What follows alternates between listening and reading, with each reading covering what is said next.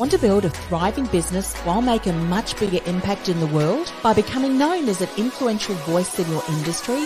The choice versus just a choice with your ideal client? That's exactly what you're going to learn as I interview business experts, industry thought leaders, and entrepreneurs who are in the trenches making their mark so you can too. This is the award-winning podcast, The Ambitious Entrepreneur Show, and I'm your host, Anne-Marie Cross. And welcome to another episode. So today's guest says the best bet that you can ever make is the one that you make on yourself. Joining me on today's show is Evan Price. Evan is the CEO of Artist Collective, and he is on a mission to transform artists into what he calls Artistpreneurs. Now, he works directly with musicians and other creatives to help them build a profitable business around their passions. Now, through actionable strategies, he helps clients generate enough revenue so that they can quit their day jobs, buy their dream homes, travel around the world, and obtain financial freedom that they've always wanted. So on today's show, Evan is going to share a little bit more around how to create an exclusive offer that sells. He's going to talk about identifying the benefits in your current plateau, as well the secret sauce of staying productive, do less, but better. So welcome to the show, Evan. Thanks, Anne-Marie. Thanks for having me. Oh, look, my pleasure. Give us a little bit of a snapshot, if you will, of what led you down to the work that you're doing today, and obviously on a mission to help other creatives become profitable in their business. What was that journey for you? Sure. Yeah, that started pretty early for me. I was about 14, 15, and I found the love of drums. And I just wanted to bang on stuff and play with my friends and make music and hang out.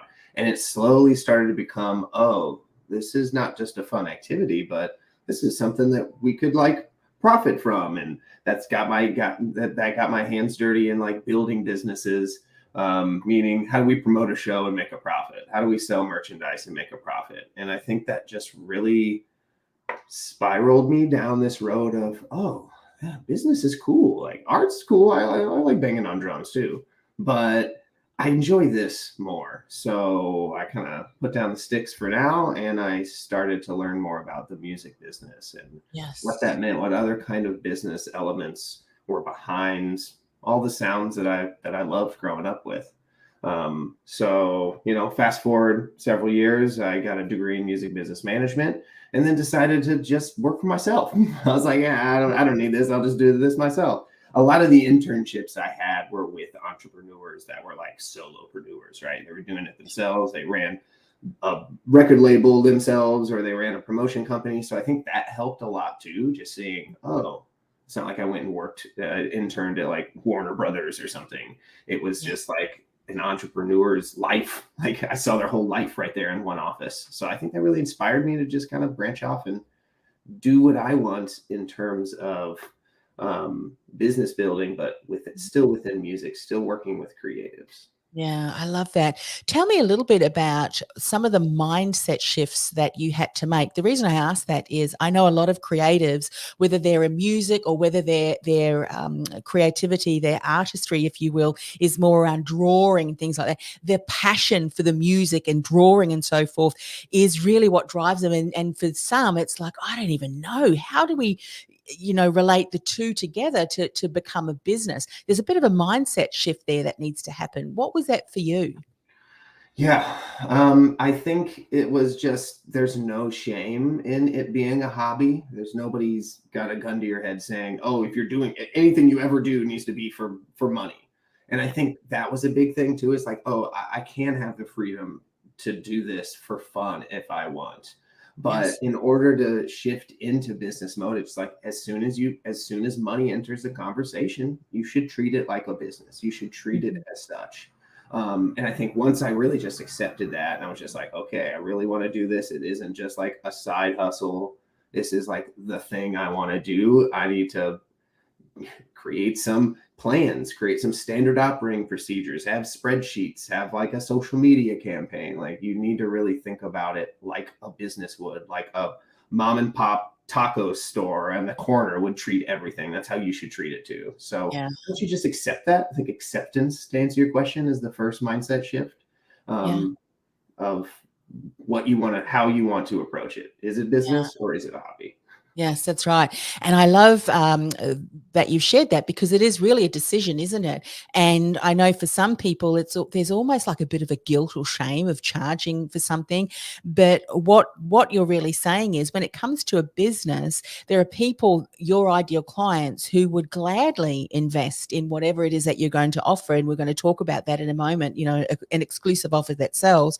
And what that's going to allow you to do as an entrepreneur is to be able to impact very many more people with whatever it is that your artist, whatever it is that your gifts and talents are. And so I think that's, as you said, you really do need to make that shift and decide and have that intention. This is a business, and you're going to be able to impact more people, particularly yourself, as you continue to grow. So let's talk about exclusive offers that sell. Let's talk about some of the myths first, some of the misunderstandings that some artists may be thinking. And once we get kind of address those, you can talk about what are some of the strategies that we need to implement to be able to have these offers that our dream clients would love to invest in. Yeah. So to be clear, me and my team mainly work with music-based artists. But if you're listening to this and you're any kind of artist, I'm talking photographer, graphic designer, a videographer, you edit videos, you do copywriting, all of this is kind of under the umbrella of an artistpreneur. But my best examples I'm going to pull from musicians, of course. But I think it just comes down to being able to package what it is you're already doing and infusing it with so much value that it totally makes sense to charge more money. Basically, what's keeping people stuck in that starving artist mentality is they're just not asking for enough. Yeah. They think they're being competitive by charging only $40 for a logo, when really they're attracting bad clients, bad people who are broke, people who don't respect their art. It's not that much harder to sell like $1,000 package of something if you can get very clear about what you do. You can get really tight when it comes to the fulfillment. You're a real business owner, and you're creating content that's bringing in your most ideal client. So you can charge more. So it's all about positioning in a way. Mm-hmm. It's so true. And here I think lies the area where so many artists can get stuck, because they don't see the value of the hours of commitment they've had to practicing their craft, to being able to see, if say for the example you gave of a graphic designer, say, or an artist who is able to create incredible customized designs, your eye and your talent has been honed over years, and you've probably done courses and other things to be able to develop that.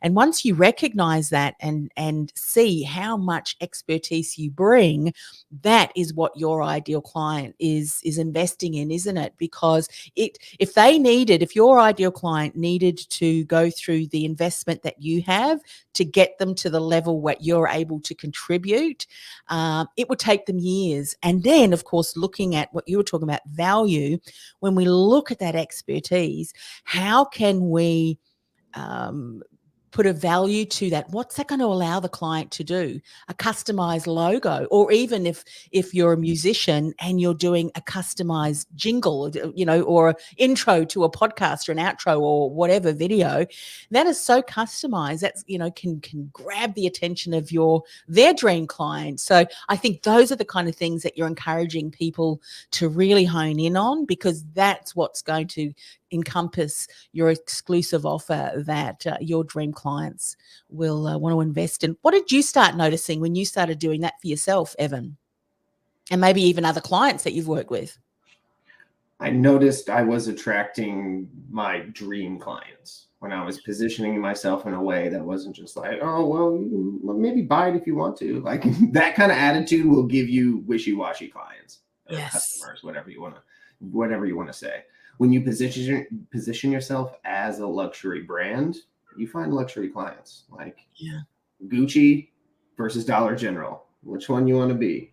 I guess it depends. Hey, no knock on Dollar General, but you get what I'm saying. Yeah. I think it's just about, your original question was, what did I see happen? Yeah.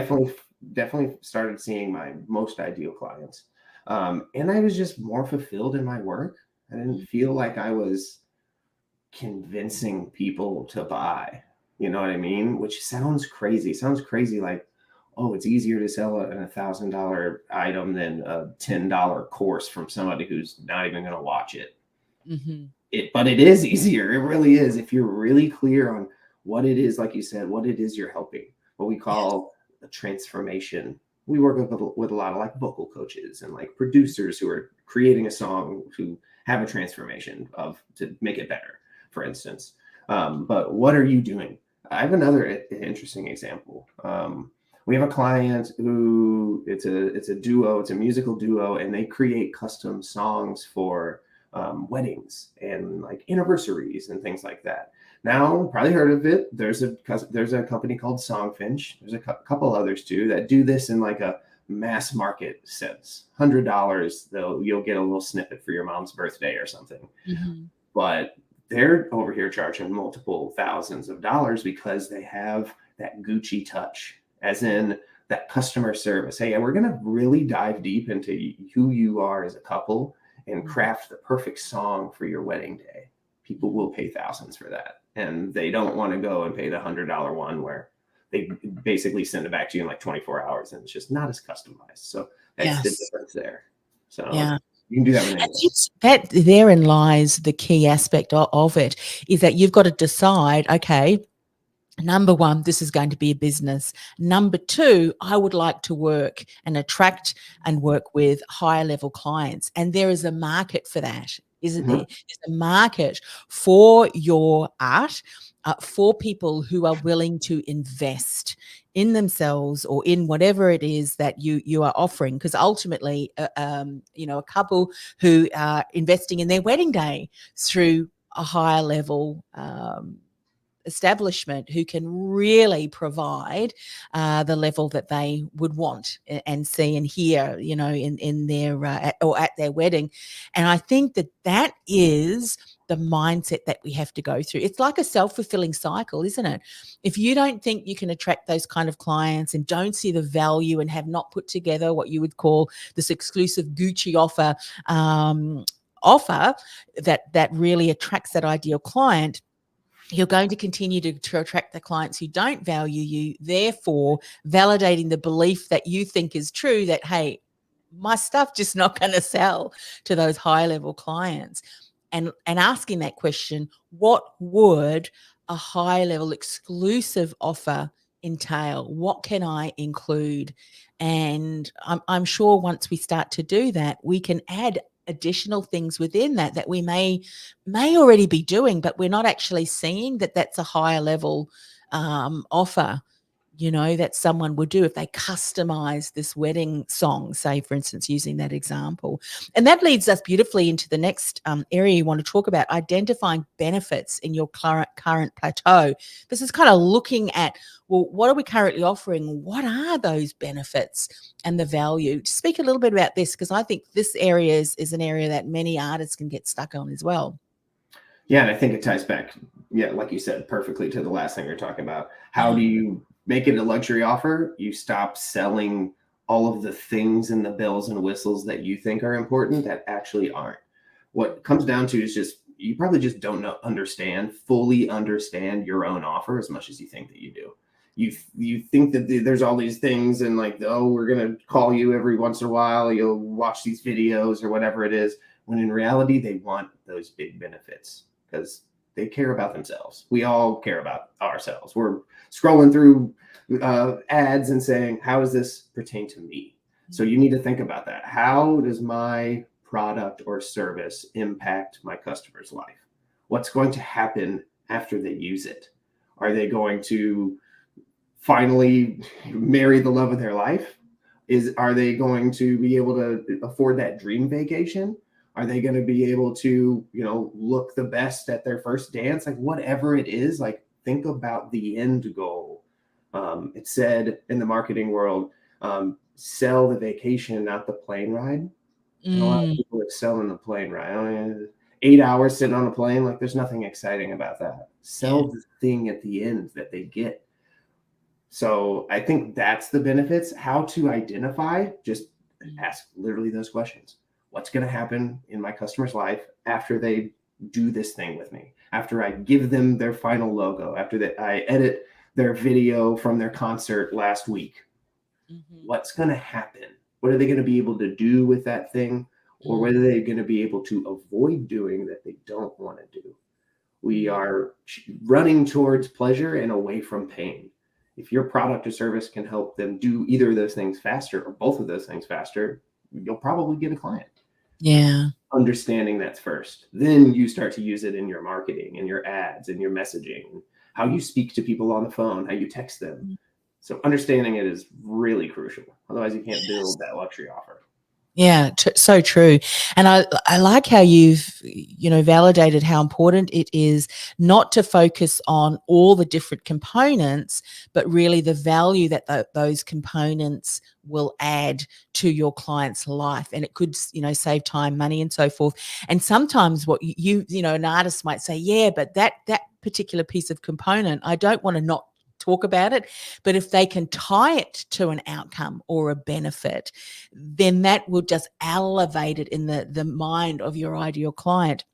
How is it going to help them? How is it, relevant? And if it is going to save time, money, and allow them to maybe how are they going to feel? For some people, having a customized song that is just it's just going to be memorable for not just yourself, but everybody who is in attendance. And it's something that you can take, with you. I mean, there's got to be other things in that as well. But I think when we start seeing it that way, that in and of itself becomes the compelling nature of that offer, because your ideal client has no doubt on what they're going to walk away with and the experience that they're going to have. I think when you have the luxury kind of offers, there's a lot of experience within that offering too, isn't it? What are they going to be able to experience through investing? So it's not just a logo, but a logo that's going to stand out, a logo that's just going to communicate to your dream client, a logo that's going to allow you to charge higher prices. There's so many different things, and imagine what that's going to feel like when you're no longer attracting ideal or clients that just don't value who you are. When you can express that, which I hear you saying, that is what's going to really elevate what you do above the, say, $50 designer or whatever. And there's nothing wrong with that. That's just a different market than what you're saying, as an artistpreneur, you want to tap into. Is that right? Are there any other aspects within that perhaps you might want to dive a little bit deeper into? No, yeah, I think you said it well with like take your features, the things that you think are important that are just the plane ride, if you will, and directly tie it to a benefit. When you Yeah. can see it clearly, you can communicate that to them clearly. You will get 14 pieces of homework throughout my program that will teach you to what? What will they be able to learn, do, understand, appreciate, experience because of these things that really aren't important? Then just point to those things, skip the middleman. So I think Yeah. identifying it to each of those features is a good exercise. Yeah, perfect, perfect. And then that really will allow you to create an offer that really will sell, because it captures everything that your dream ideal client is really looking for. And sometimes some clients may not even realize that that is what your level of service. I remember years ago, as an example, I was writing resumes, but I wasn't just writing resumes. I was selling I was creating a marketing document that could get someone 20,000, 30,000, even double the amount of income, because it wasn't just a secretarial service, document, just typing up an old stand. Not that there's anything wrong with that, but a different market. So Mhm. attracting a different level client who wanted to get noticed, who wanted to get paid what they're worth, and who wanted to, find a role that was fulfilling, rather than just being underpaid and undervalued. So Mhm. similar concept, totally different marketplace and positioning. All righty, let's talk about something else that I know many of us, no matter whether we're an artist but an entrepreneur, staying productive. The secret sauce: do less better. How do we do that, Evan? The motto "Do Less Better" just has a special place in my heart because it's really helped me take my personal company, because I deal with that too. I'm consider myself an artistpreneur. Consider myself a creative. My brain's going everywhere and it's hard to focus in on one. But the "Do Less Better" really just comes down to, for one, like one offer at a time. Let's talk about business wise. One offer at a time helps you when you're trying to offer all of these things. Like, oh, I can, babysit your kids. I can build your website. You're all frazzled. You're helping everyone in an all right fashion. I want to help a specific audience do a specific thing and do it really well. So that helps you there. And "Do Less Better" also comes into play on our day to day. Focus in, like, put everything on your calendar. Like, I know you hear this a lot, probably on every podcast you listen to, but put it on your calendar. If it's not there, to me, it doesn't exist. Mm. So I like to break down my day into actionable tasks. Like, yeah, don't put on your calendar, like, make $1 million. Like, cool. That's a big outcome goal. We want a process goal. So every day should have some kind of process goal of, like, what are the actual steps going to help me get to the $1 million? For instance, send out 10 emails to new clients, make 2 posts on Instagram, respond to comments for 20 minutes. Those are process goals. When you do that, you start to feel good and productive because you start to check real things off and making real progress. So that's my first hack, if you will, because I think it's like, if it's not visually somewhere, you're just like grasping at straws. Like, you're just like throwing stuff against the wall. So yeah, put it in the cal and break it down to actionable tasks that you can actually accomplish in that day. Yeah. What have you done, Evan? Because I've spoken to a number of people who are creatives, and myself being one too. And I know that I've attended so many different productivity courses, and this, that, and the other thing, to the point where I felt that I was over adapting myself. And what tended to happen then was that it minimized or squashed that creative energy that I know a lot of creatives can bring to a particular project. And I like what you've said, don't focus on too many things, because we can, and creators love starting new projects. And we often have lots of things on the go. So what else did you identify for yourself that you think, what, I don't see other people do that, or this worked for me because it helps me to be as productive? Was there anything that you found that works typically for you? And within creatives, maybe there's a kind of common theme amongst the creatives that you've supported, that this has really helped them to be as productive as possible, but not minimizing the creativity that just makes them them. Yeah, I guess I never really struggled personally with, like, the creativity, like, comes like when it Yeah. comes, right? Yeah. I know some people are like, block out a calendar to be creative. Cool. If that works for you, go for it. It just kind of flows for me. I've never really experienced, like, oh, it doesn't snuff it out or anything like that. But something that's really worked for me, which is a common practice, is the Pomodoro technique. Yeah. Essentially, you sit down, you look at a task, you set a timer. Cool. I'm going to let's say I'm going to generate some leads on LinkedIn today. Yeah. Set a timer for 20 minutes. Do nothing else. Don't answer an email. Don't call your mom. Don't do anything except do that one thing for 20 minutes. When the timer goes off, take a quick 5-minute break. Walk around, go to the bathroom, eat a banana, get some water, come back. If that task wasn't complete in your eyes, start the timer, do it again. Do that until all your tasks for the day are done. And to me, it's like that force, specifically, that works best for me on, like, the tasks that are difficult to sit down. Like, for me, like, I'll make content all day long on my phone. I don't need to put a timer for that. But, like, sending emails and responding to client requests sometimes can be like, I need to put this in my calendar and I need a time frame. I need some kind of criteria to work within. So that helps me.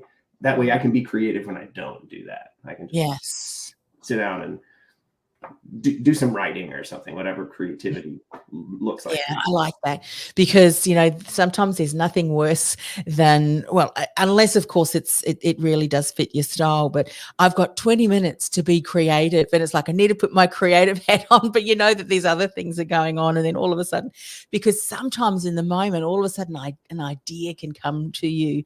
And then that I guess for me, I've kept a notebook. Some people might do it electronically, but it just means note that idea down so that you can block out some time to work on that. But I like that. And also something else that's really worked for me, and love your thoughts on this because I love the Pomodoro, is batching like-minded tasks together. That really helps too with the flow, so that you're not constantly changing different, because each task might require a different level of skill set or flow, if you will. And if you're changing all of the time, I know that really can wear down on my energy. So blocking like-minded tasks together. Yeah, I definitely like that. Like if you're taking sales calls and sprinkling them in through like client calls, you have a totally different energy that you need to put on. So I definitely like that. It's a good call out. Awesome. Well, I know that we have only just scratched the surface, but I think we've really started to unpack, what does an exclusive offer look like? How can we create them? What are some of the mindset shifts that we need to make? And if we're struggling, perhaps take stock of, well, what are some of the features and what are those features as benefits to your ideal clients? And once you start to get clear on that, being able to weave that into your message. And of course, we all want to be a little bit more productive and get as much as we can out of our day. So if people are just listening or even the recording, Evan, and they think, you know what, I want to hear more from Evan, find out more about Artistpreneurs, what's the best way for them to connect with you? Yeah, you can find me on Instagram. It's at AC_Evan. And you can join our new and improved page at Artistpreneurs, basically like entrepreneur, but artist instead of entre. All on Instagram.